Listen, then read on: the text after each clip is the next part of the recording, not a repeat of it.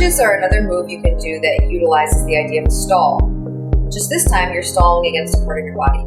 So if I'm moving the wand over to the right, I'm going to bend my elbow and place my elbow right underneath the string and let the wand stop, perch itself right there against my arm. Now from here, I can dip my elbow down and perch it up on the other side.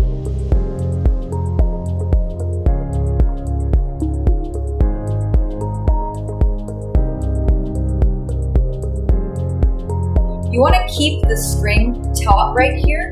So again, my wanding hand is looking at the wand and the string is nice and tight. And then right here, my palm is facing out, but I'm able to keep the wand nice and tight right there. If I let it go a little bit, it might fall down a little bit. Or if I engage my hand, it'll come up a little bit more. So what we're really going for is trying to just get that string to rest over